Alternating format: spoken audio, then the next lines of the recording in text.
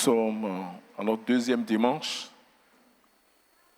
de notre 21 jours et Dieu continue de manifester sa gloire dans notre vie. Nous allons prendre nos Bibles, on va lire ce passage du jour tiré de Luc 7, 11 à 22. Le jour suivant, Jésus alla dans une ville appelée Naïn. Ses disciples et une grande foule faisaient route avec lui. Lorsqu'il fut près de la porte de la ville, voici, on portait en terre un mort, fils unique de sa mère, qui était veuve, et il avait avec elle beaucoup de gens de la ville. Le Seigneur, l'ayant vue, fut ému de compassion pour elle et lui dit, ne pleure pas. Il s'approcha et toucha le cercueil. Ceux qui le portaient s'arrêtèrent. Il dit, jeune homme, je te le dis, lève-toi. Et le mort s'assit et se mit à parler. Jésus le rendit à sa mère. Tous furent saisis de crainte et ils glorifiaient Dieu, disant, un grand prophète apparut parmi nous et Dieu a visité son peuple. Cette parole sur Jésus se répandit dans toute la Judée et dans tout le pays d'alentour. Jean fut informé de toutes ces choses par ses disciples. Il en appela deux et les envoya vers Jésus pour lui dire, « Es-tu celui qui doit venir ou devons-nous attendre un autre ?» Arrivé auprès de Jésus, il dit, « Jean-Baptiste nous a envoyés vers toi pour dire, « Es-tu celui qui doit venir ou devons-nous en attendre un autre ?» À l'heure même, Jésus guérit plusieurs personnes de maladies, d'infirmités et d'esprits malins. Et il rendit la vue à plusieurs aveugles. Il leur répondit, « Allez rapporter à Jean ce que vous avez vu et entendu.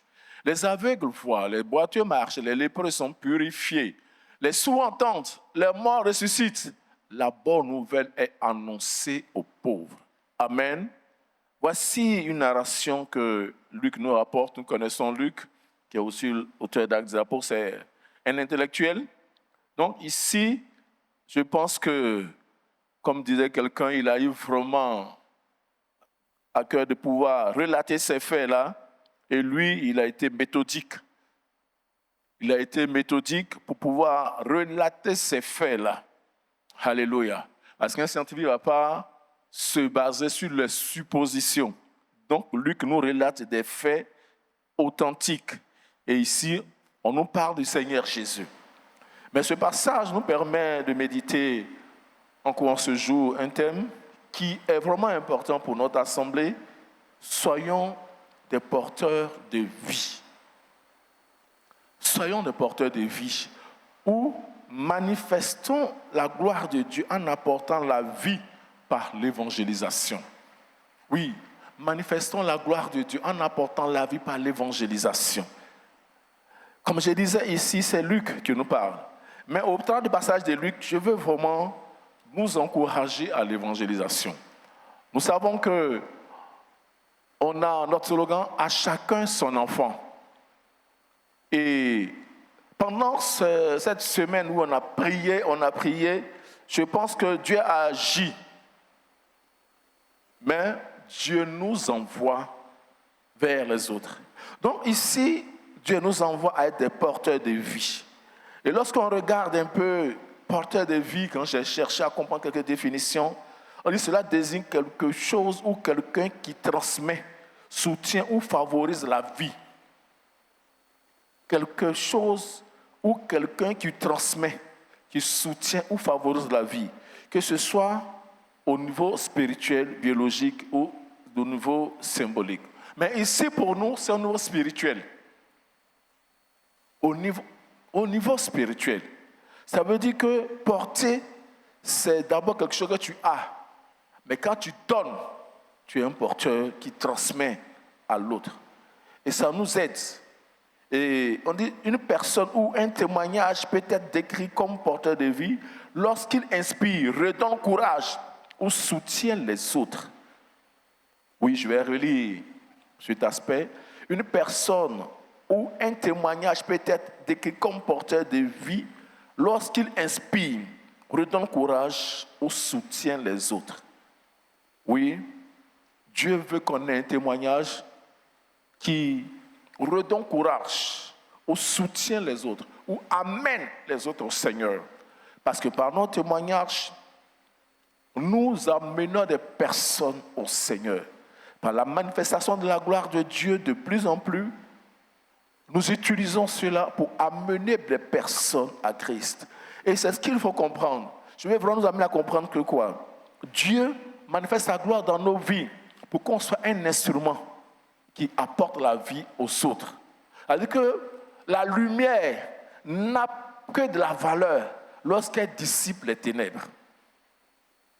La lumière a de la valeur lorsque tu l'utilises pour dissiper les ténèbres. Si toi tu as une torche, on a coupé le courant, tu vas dans la chambre et tu laisses la torche dehors et tu vas dans ta chambre, dans cette obscurité-là. Comme disait un papa, dans la nuit noire, tu vas te blesser. Parce que la torche n'a pas de valeur, parce que tu l'as laissée dehors, elle n'est plus utile. Mais lorsque tu prends cette lumière que la torche donne pour aller dans ces chambres où il y a eu coupure d'électricité, tu vois la valeur de la torche. Tu vois la valeur de cette lumière parce qu'elle dissipe les ténèbres. Ça ne se discute pas. La lumière ne discute pas avec les ténèbres. Quand elle arrive, les ténèbres disparaissent. Et quand on regarde le passage de Luc, ça nous enseigne quelques éléments. Ici, on voit qu'il y a un mort qui est là. Pour ne pas dire un cortège mortuaire. Parce qu'il y a le mort qui est là. Et lui, là où il est là, vous savez, quand Dieu m'a ouvert les yeux sur ce passage, j'ai compris beaucoup de choses. J'ai compris pourquoi il y a des personnes qui ne connaissent pas le Seigneur, mais ils sont à l'aise dedans, ils s'en foutent. Est-ce que vous avez vu un mort qui décide comment on va le porter pour l'envoyer au cimetière? Lui, il ne sait rien. Il est couché là. Une fois allé à une formation, et pour ceux qui ne connaissent pas Detekoun, le pasteur pas Detekoun, il a prêché, il a dit que à Bobo, il était dans une cour où il y avait un monsieur nerveux, autoritaire, difficile. Et ce monsieur est mort. Il dit quand il a vu le monsieur est mort, mais il a suivi toutes les étapes des funérailles. Mais il s'est rendu compte que ce monsieur qui était autoritaire, les gens discutent la date de son enterrement, puis il ne dit rien. Il dit c'est là qu'il a compris la valeur de la mort. Il dit il a regardé et ça nous amène à réfléchir. Donc souvent les gens qui n'ont pas parlé de Jésus, tu les regardes, tu as parlé. Est-ce que tu peux discuter avec un mort? On dit pas les cadavres. On décide pour lui, on l'aide. Donc il y a des personnes qui sont des personnes mortes. Ils n'ont pas Jésus. Il dit ce monsieur-là, il a compris à ses funérailles que c'est que la mort. C'est là, lui, il a compris bien même qu'on dit vraiment, les gens sont morts. Parce que ce monsieur dans la cour, c'était de la terreur. Mais à ses funérailles, il ne peut même pas dire quelque chose. Il n'a aucune décision. Mais ce qu'il a décidé là, ils ne sont pas obligés de faire. Il ne peut rien faire, il ne peut plus intervenir. Et voici quelqu'un qui est mort, on le porte. Il ne peut même pas se porter pour aller à son enterrement lui-même. C'est des gens qui décident à sa place. À quelle heure on va partir à l'enterrement? À quel moment, par quelle voiture on va partir? Et voici un peu le tableau que ça nous présente dans notre société actuelle. Les gens sont comme ce mort-là. Tu les regardes. Et souvent, il te dit des choses. Si tu n'as pas compassion, tu vas penser qu'il fait exprès, mais c'est un mort. Ça veut dire que quelquefois même, il n'est pas conscient de ce qu'il dit.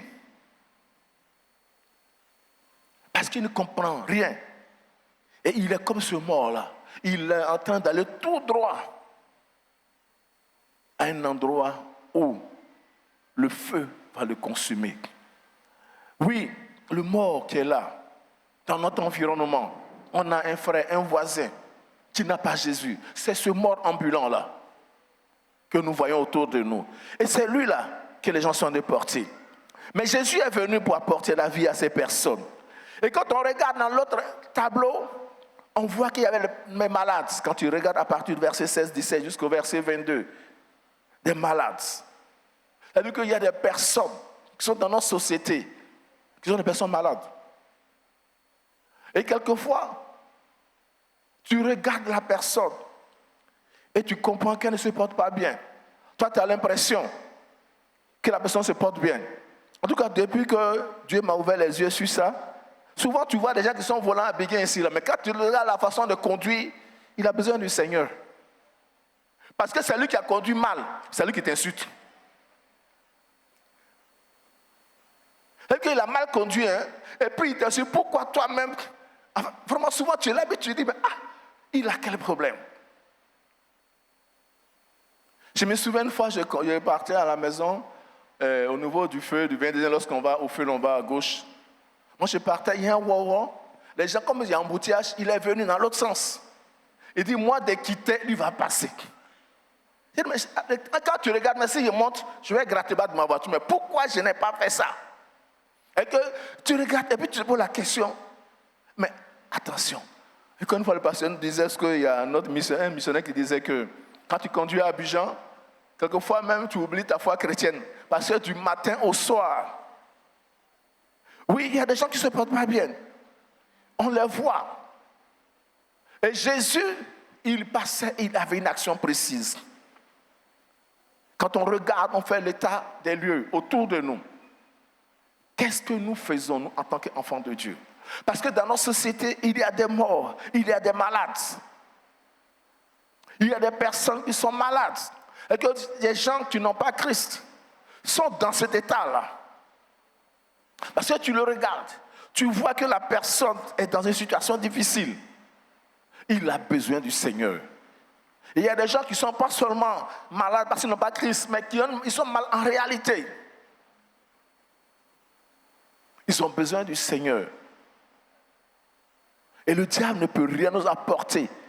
Vous savez, le diable n'a rien de bon à nous apporter. Parce que quand il vient, la Bible dit, c'est pour tuer, voler et détruire. Et les gens sont là, dans cet état. Je me souviens quand on était au collège, il y a 7 mamans féticheuses dans le quartier qui voulaient vraiment avoir une puissance. En tout cas, ils voulaient avoir quelque chose que l'autre avait qu'elle n'avait pas. Et ce monsieur est venu, il a demandé qu'elle achète un mouton. Et selon ce que ses enfants nous ont rapporté, les gens nous ont rapporté, le monsieur lui a dit après, quand il était en train de faire la cérémonie, lorsqu'on va tuer le mouton, tu vas perdre tel enfant. Il a précisé le nom. Or, parmi ses enfants, c'est celui qu'elle aimait le plus. Et elle a dit, si c'est ça, c'est pas la peine. Que vraiment cette puissance-là, je n'en veux plus. Malheureusement, le monsieur, vous savez, le diable est rusé. Il s'est avéré que le monsieur, quand il vient, il a dit à préparer des bûches chez lui, alors qu'il est venu, en tout cas, il doit faire. Et maman lui a dit non. Donc, il a dit à la maman, ok, donc, comme tu ne veux pas, va au marché acheter telle chose, pour qu'on puisse faire une autre cérémonie. Et pendant qu'elle était au marché, il a égorgé le mouton. Et quand elle est venue, en tout cas, on ne comprenait pas, elle pleurait déjà le décès de son fils qui était à Abidjan. Pourtant, on n'a pas annoncé qu'il est mort. Elle pleurait, et le temps qui a suivi, la même année, malheureusement, il est décédé. C'est pour dire que quoi? Vous voyez un peu comment est-ce que le diable travaille. Le diable ne véhicule que la mort. Ça veut dire que après toi, tu viens donner quelque chose à quelqu'un. Mais tu imposes la mort à la personne. Voici ce que le diable nous donne. On regarde aussi dans notre société des jeunes qui vont aller, des brouteurs. Ils vont aller faire des pratiques parce qu'ils veulent avoir l'argent. Et comme disait quelqu'un que j'ai regardé dans un documentaire, il dit, il préfère avoir 5 ans de vie de prospérité que d'avoir 50 ans de vie de misère. Il préfère avoir 5 ans de vie de prospérité que d'avoir 50 ans de galère. Mais malheureusement, quand le temps arrive, d'après un pasteur que j'écoutais, il dit quand le temps arrive, c'est eux qui courent dans les églises pour fatiguer les pasteurs. Parce qu'ils refusent maintenant la mort. Mais tu as signé un pacte. Tu as décidé la mort dans ta vie. Tu as semé la mort dans ta vie. Tu t'es imposé la mort. Bien aimé, le diable n'a rien de bon à nous donner. Et le diable a plusieurs façons de détruire la société. Aujourd'hui, tu regardes nos enfants dans les écoles qui fument la drogue comme si on allait partager des bonbons.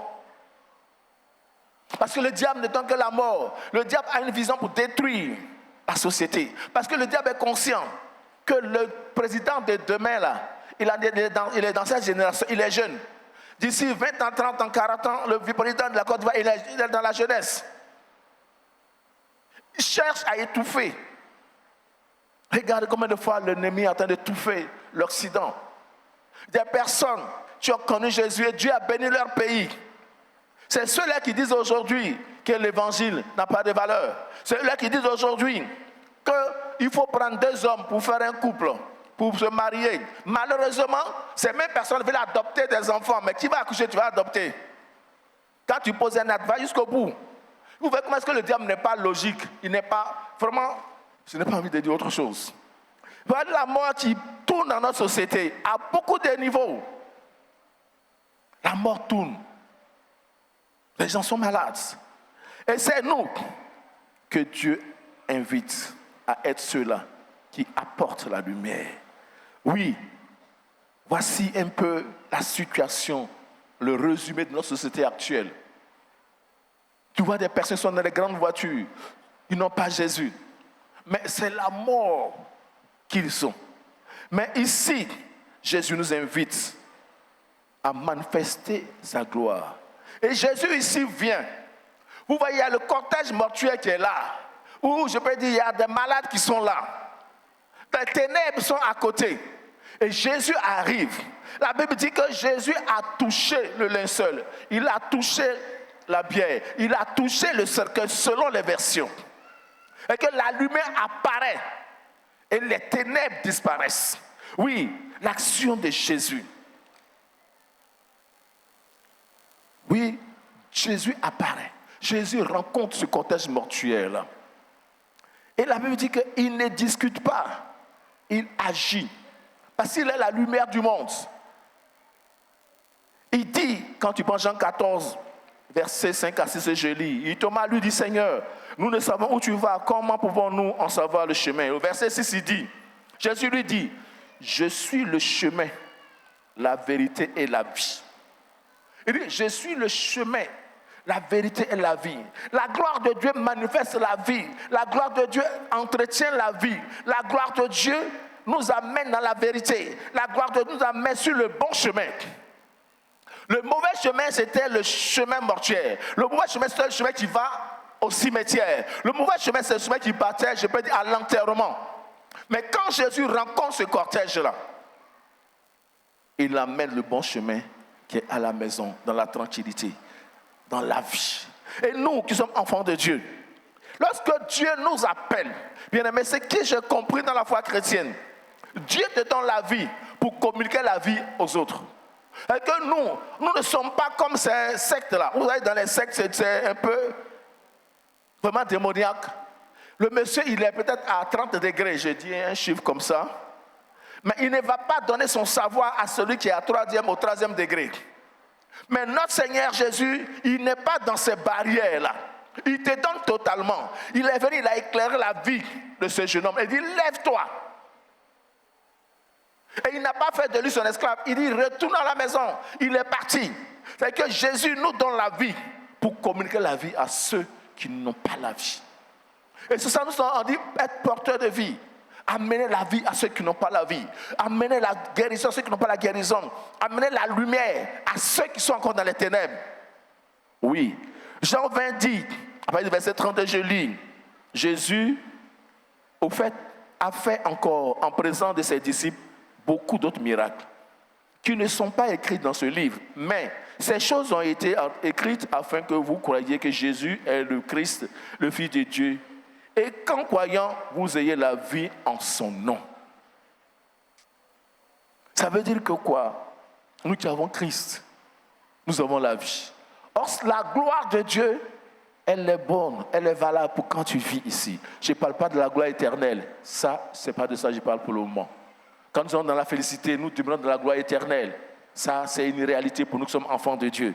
Mais je parle de la manifestation autant de la gloire de Dieu dans notre vie, où Dieu nous amène de gloire en gloire, où on peut s'en servir et on doit s'en servir pour amener des personnes à Christ. Parce que quand Dieu manifeste la gloire dans ta vie, c'est pour que tu sois un instrument pour apporter la vie aux autres. Oui, quand on regarde dans ce passage, le fils de la veuve, elle est veuve et elle perd son fils. Mais Christ apporte la solution. Ça veut dire que nous avons la solution à beaucoup de défis dans notre société. Manifester la gloire de Dieu, c'est apporter la solution à beaucoup de défis. Beaucoup de personnes sont confrontées à des défis. Oui, quand tu reçois des personnes, tu vois que la personne t'explique la chose. Mais tu dis, c'est Jésus qui te faut. Et quand tu communiques la vie à cette personne-là, c'est-à-dire que tu communiques Jésus à cette personne, tu parles de Jésus à cette personne, et elle accepte Jésus. Demain, elle devient un instrument de Dieu pour apporter la vie à d'autres personnes. Et c'est ce que nous devons comprendre. Quand nous allons de gloire en gloire, ce n'est pas qu'on puisse l'étouffer, non. Parce que nous ne sommes pas dans ce groupe-là. Ces personnes-là qui sont dans les sectes ou au 33e degré, tu ne dois rien dire à celui qui est au 3e degré. Mais nous, Dieu nous donne pleinement et nous donnons pleinement aux autres pour que notre Dieu soit glorifié. Nous sommes porteurs de vie. Christ est la vie. Et en apportant Christ aux autres, on apporte la vie à cette personne. Et c'est pour ça que Dieu nous appelle pour être des instruments entre ses mains. Dieu t'équipe, Dieu te bénit pour que ce qu'il a fait pour toi serve d'argument, d'alibi pour amener les autres à lui. Et c'est ça, manifester la gloire de Dieu. C'est ça cet aspect important. Et que nous avons toujours quelque chose à dire pour que l'autre revienne au Seigneur, ou pour que l'autre soit affermi dans le Seigneur, pour que l'autre accepte Jésus. Quand tu regardes sur les réseaux sociaux, tu vois qu'il y a beaucoup qui sont perdus. Souvent tu regardes des gens qui sont kamites, mais tu les écoutes et tu as compassion. Tu as compassion, pourquoi? Parce qu'ils sont malades. D'autres sont même morts. Mais c'est toi et moi que Dieu choisit pour apporter la vie. Oui, il y a des malades. Mais ce malade-là, le verset 21 de Luc 7, et je lis, avec le verset 21, à l'heure même, Jésus guérit plusieurs personnes de maladies, d'infirmités et d'esprits malins. Et il rendit la vue à plusieurs aveugles. Il leur répondit, allez rapporter à Jean ce que vous avez vu et entendu. Les aveugles voient, les boiteux marchent, les lépreux sont purifiés, les sourds entendent, les morts ressuscitent. Oui, Jésus a guéri ces personnes-là. Or, quand tu lis les Saintes Écritures, Jésus nous dit que ce qu'il a fait, il va au Père. Et parce qu'il va au Père, nous allons faire des choses plus grandes. Notre Dieu n'est pas celui-là qui meurt avec le secret. Il nous a tout donné. Et il pourrait dire, tout est accompli. Il dit, je vous ai donné le pouvoir de marcher sur les serpents, les scorpions, et sur toute la puissance de l'ennemi. Vous savez, c'est ce Dieu-là qui dit ce que lui a fait là. Nous, on peut faire des choses plus grandes que lui. C'est ça notre Dieu. Contrairement aux autres, tu peux connaître un féticheur qui va te dire que toi, tu es son disciple et tu es plus fort que lui. J'ai lu un document, un livre où il était écrit quelque chose, un chef d'État africain. On dit avant de venir au pouvoir, il allait consulter un serviteur du diable dans son pays. Et ils ont fait des pratiques, ils ont fait des alliances. Et c'était ça son secret mystique. Mais il y a des totems, il y a des antidotes. L'antidote, ils sont deux à connaître l'antidote. Il y a lui et le féticheur. Il est chef de l'État. Si le féticheur vit, il est en danger. Donc, on dit la créée situation, selon ce que j'ai lu, ils ont bombardé la maison du féticheur là, pour qu'il reste seul à avoir l'antidote de ses fétiches. Mais notre Dieu n'est pas comme ça. Notre Dieu ne cherche pas à avoir la connaissance seule. Il n'a rien caché aux disciples. Il a tout dit. Bien qu'il soit Dieu, il ne cherche pas à avoir des catégories, 30 degrés, 3 degrés, non. Il a tout dit. Il a donné le pouvoir. Il n'a pas dit, je vous ai donné le 3e degré. Mais il dit, je vous ai donné le pouvoir. C'est ce qu'il a. Il nous a donné pour qu'on fasse ce qu'il a fait. Et cela est d'actualité. Il a prié pour que des malades soient guéris. Il a mis ce mot à la vie. Bien-aimés, nous sommes ces personnes-là que Dieu attend pour que nous soyons des porteurs de vie. C'est à nous que Dieu confie cette mission. Le monde est malade. Notre société est malade. Quand on regarde ces écrits sur le protestantisme en Europe, combien de fois l'évangile a aidé? Souvent quand les gens disent que non, j'ai regardé un documentaire et ça m'a, pardon, pas un documentaire, mais un commentaire, quelqu'un qui disait que non, les Africains passent tout le temps à prier, mais ils passent tout le temps à l'église pour prier, pendant que les Chinois sont en train de faire des portables. Mais ce qui m'a fait mal pour ce monsieur, il est vraiment un gros ignorant. Parce que ce qu'il ne sait pas, c'est la prière, là, l'évangile là, qui a développé l'Europe. Et depuis qu'ils sont en train de sortir de l'évangile, on voit comment quelqu'un peut se lever, prendre une arme, aller tuer dans une école, et puis il est tranquille.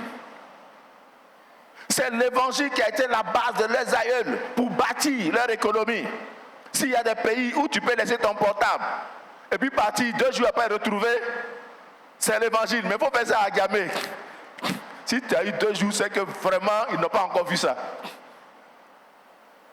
Pourquoi? Parce qu'ils ont bâti sur l'évangile. Donc quand tu n'as pas ces informations, ne fais pas de ton ignorance une connaissance.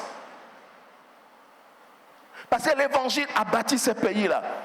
C'est des pays où tu t'entends, ton porte-monnaie tombe. Et puis tu retrouves. À Bobo, ça ne tombe pas, on enlève dans ta poche.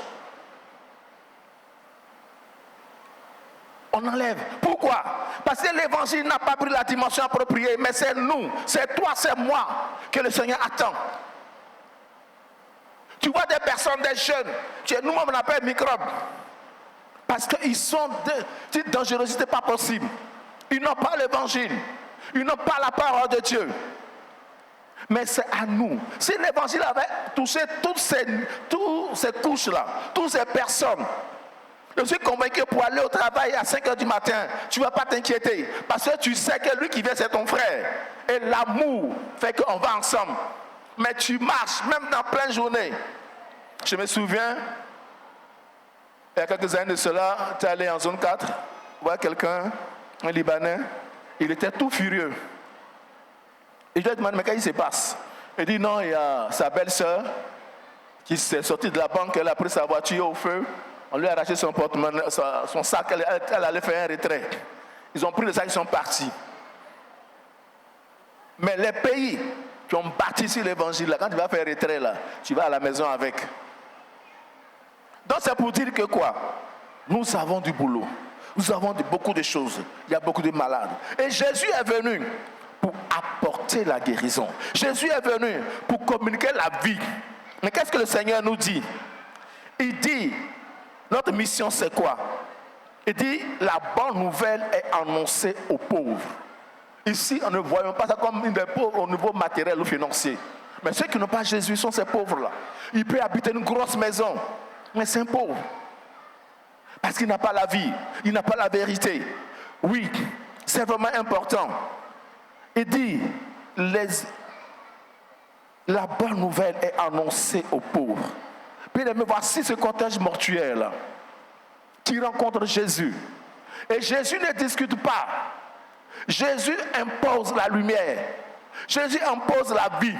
Jésus impose la guérison. Jésus impose la restauration. Parce que c'est pour cela qu'il est venu. Or, le Seigneur est parti et c'est à nous.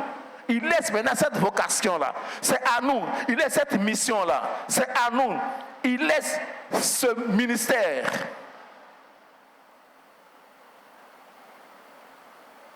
Oui, Jésus nous appelle. Je pourrais même dire que cette façon, cette mission que Jésus nous confie, nous sommes des enfants de Dieu, mais nous sommes aussi au-delà d'apporter la vie, nous sommes aussi des agents de transformation de la société. Nous sommes des agents de transformation de la société. Parce que lorsque tu regardes, tu écoutes le témoignage de Nicky Cruz, tu comprends comme celui qui a évangélisé ce monsieur-là a été un transformateur de la société. Parce qu'il transforme ce grand bandit-là en un témoin fidèle du Seigneur Jésus. Il communique la vie à ce malade. Je me dis que c'était un malade.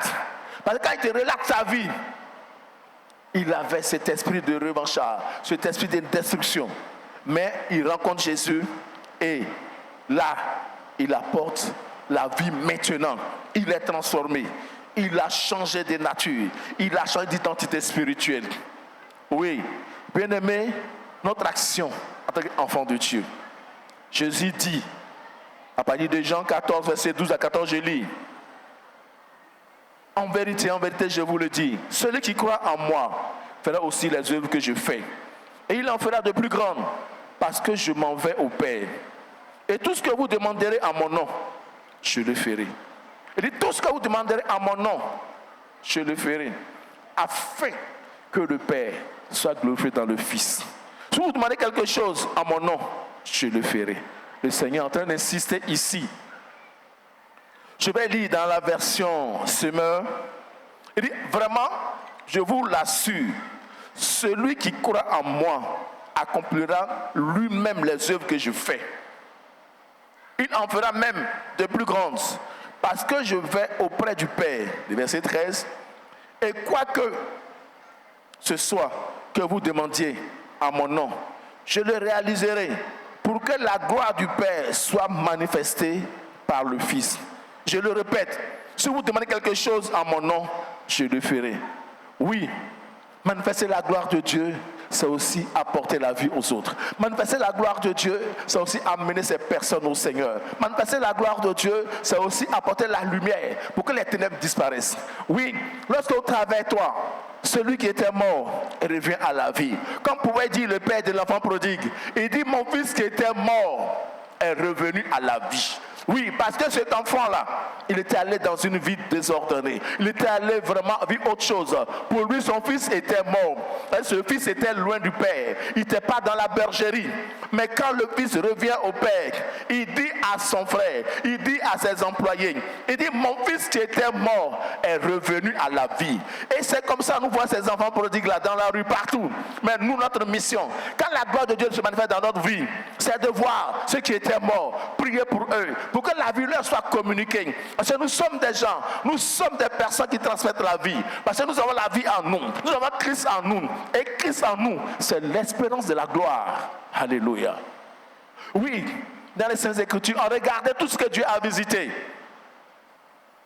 Quand Dieu a manifesté sa gloire dans la vie de Pierre, quand tu prends acte de Dieu, Pierre n'est pas resté silencieux. Regardez combien de fois Dieu se manifeste dans la vie de Paul. Paul, qui était ce monsieur-là, celui qui était mort totalement, Dieu le visite, mais Paul manifeste la gloire de Dieu. Dieu visite Paul, et Paul devient un agent de transformation. Paul apporte la vie maintenant aux autres. Regardez les voyages missionnaires, si on prend les 3 ou 4 voyages missionnaires de Paul, il n'a fait qu'implanter, communiquer la vie aux autres. Quand la gloire de Dieu se manifeste dans notre vie, bien aimé, ce n'est pas pour nous asseoir dessus. Si, comme la Bible dit, la lumière que tu caches n'a pas de valeur. La lumière que tu partages a plus de valeur que celle que tu caches. Est-ce que nous voulons nous asseoir sur la gloire de Dieu? Non. Voyons la gloire de Dieu dans cette dimension-là.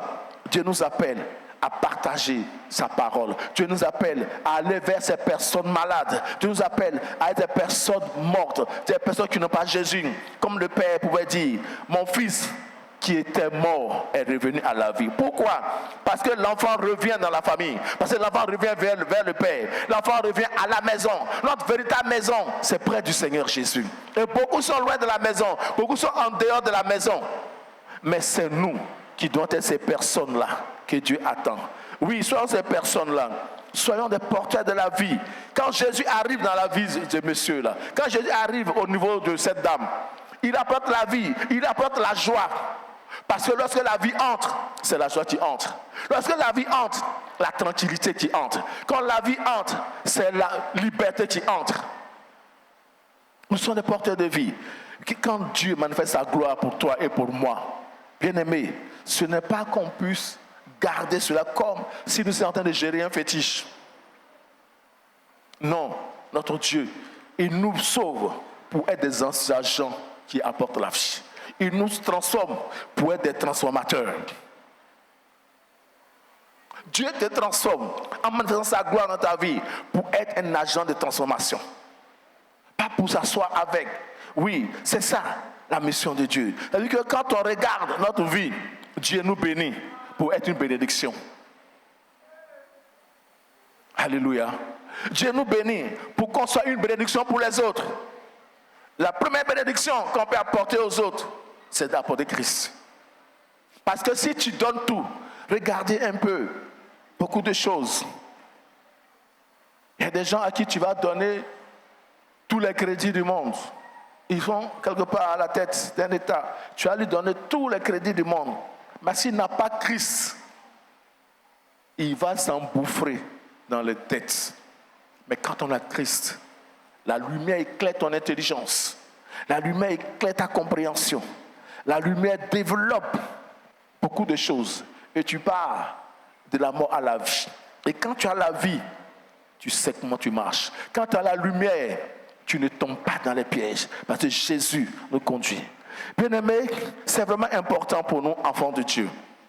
C'est important parce que quand on donne la vie, quand on regarde tout autour, le Seigneur, quand il est venu, qu'est-ce qu'il a fait? Qu'est-ce qu'il a obtenu comme résultat? Le premier résultat, il a donné la vie à cet enfant. Mais en donnant la vie à cet enfant, il donne aussi la vie, l'espoir à sa maman. Parce que cet enfant-là, il a de la valeur pour sa maman. Et ça nous interpelle. Regardez autour de lui, tout ce monde qui était autour de lui, tout ce monde qui était autour de la maman, c'était des personnes impuissantes. Oui, tu peux aller évangéliser. Et Dieu te conduit vers quelqu'un qui est dans un milieu où il a autour de lui les personnes qui l'étouffent, qui ne veulent même pas qu'il entende. Mais Jésus n'a pas regardé tout ce qui est autour de cette femme-là. Il a regardé au Père. Il a regardé ce qu'il veut faire pour que ça impacte la société. Et cela a impacté ce milieu-là. Il est allé droit au but. Il a donné la vie. Oui, le Seigneur a guéri les malades. Bien-aimés, la gloire de Dieu nous amène à impacter notre milieu. La gloire de Dieu nous amène à impacter ton milieu de vie, ton milieu professionnel, là où tu es. Mais en impactant, il faut que ce que tu fais soit un élément catalyseur pour amener des personnes au Seigneur. Quand tu vas de gloire en gloire, il faut que les gens viennent pour dire quel est ton secret. Parce qu'à cause de toi, oui, celui qui était mort est revenu à la vie. À cause de toi, celui qui était malade est libéré. À cause de toi, celui qui était dans les chaînes est libéré. À cause de toi, celui-là même qui était perturbé est restauré. À cause de toi, celui qui était dans les ténèbres, il voit maintenant la lumière. Comme la Bible dit, ceux qui étaient dans les ténèbres voient une lumière resplendir. Et cette lumière-là, tu l'as. Et cette lumière, c'est Christ. Cette lumière, c'est Christ. Et cette lumière, elle manifeste la gloire de Dieu dans ta vie. Et cette gloire-là, Dieu nous invite à ne pas la garder pour nous seuls. Notre rôle, quand Dieu nous la donne, c'est de partager avec l'autre. Parce que Dieu veut qu'on ait des éléments catalyseurs, qu'on ait des éléments clés, qu'on ait des témoignages qui vont amener les autres à dire, oui, mes oreilles avaient entendu, comme dit Job, maintenant mes yeux ont vu.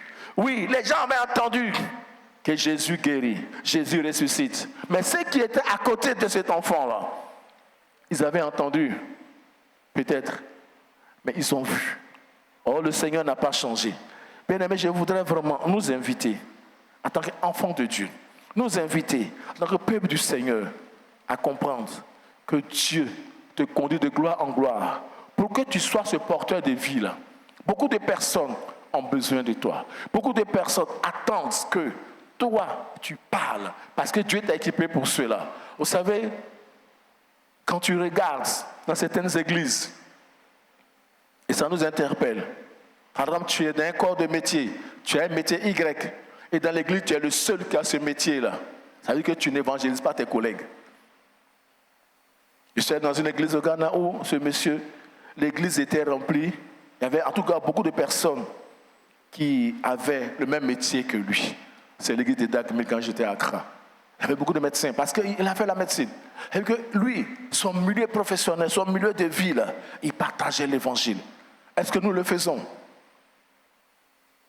Est-ce que nous le faisons? Est-ce qu'on arrive à partager l'évangile aux autres? Est-ce qu'on arrive à partager l'évangile à notre frère, à notre sœur? Parce qu'il y a des gens qui sont autour de nous, que le diable est en train de perturber. Bien-aimés, je vais vraiment nous amener à comprendre par rapport à notre slogan. Parce que je sais qu'il va venir un jour, un mois, on va faire le bilan pour l'évangélisation. Après ce moment, nous avons prié dans l'optique que Dieu nous aide à évangéliser. Parce que la croissance de l'Église dépend de toi et de moi. En tout cas, le jour que le pasteur nous a ramené, comme l'a dit un des pasteurs, disait que dans la bergerie, ce sont les moutons qui se multiplient entre eux. Ça m'a amené à réfléchir. C'est vrai, le berger, lui, ne fait que les encadrer. Mais pour qu'ils se multiplient, c'est les moutons entre eux. Et ça nous interpelle. Ça interpelle chacun d'entre nous. Il faudrait qu'on arrive à comprendre que quand la gloire de Dieu se manifeste dans notre vie, c'est pour partager le témoignage de Jésus. Pour que l'on sache que c'est Jésus qui l'a fait. Oui, parce que notre Dieu agit. J'ai écouté un témoignage, une Mauritanienne qui a donné sa vie à Jésus. Mais quand j'ai écouté, j'ai vu comment est-ce que Dieu n'a pas changé.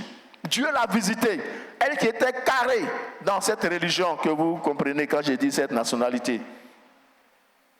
Mais Jésus l'a visitée et aujourd'hui, elle est chrétienne. Elle communique la vie. Elle est aujourd'hui porteur de vie parce qu'elle a expérimenté les deux. Vous savez, quelqu'un qui a vécu dans les ténèbres et qui va à la lumière, il sait faire la différence. Parce qu'il a goûté les deux. Il a vu les deux. Il a vécu les deux. Et il sait où c'est bon. Bien-aimés, je vais vraiment nous exhorter à comprendre que c'est le Seigneur qui nous interpelle. C'est le Seigneur qui nous invite. Oui, venons à Christ pour amener d'autres à Christ. Expérimentons la gloire de Dieu pour permettre à d'autres d'expérimenter cette gloire-là. Mais c'est toi, Dieu attend. C'est moi, Dieu attend. Dieu veut toucher beaucoup de personnes. Dieu veut que le royaume des ténèbres soit dépeuplé pour en manifestant sa gloire. Mais c'est toi et c'est moi que le Seigneur attend. Je vais vraiment nous encourager pendant ce programme-là. Même à inviter une personne. Je vais t'encourager, oui, dans ces dernières semaines, à inviter quelqu'un. Et le Seigneur va faire sa part. Notre rôle, c'est d'inviter. Notre rôle, c'est de dire à la personne, viens. Et Jésus va faire sa part. Et cette dame, cette Mauritanienne a dit, sa camarade lui a offert une Bible. Et c'est cette Bible-là, c'est après combien d'années? Quelque chose l'a mené à lire cette Bible-là. Sa camarade a sémé. La camarade a posé un acte.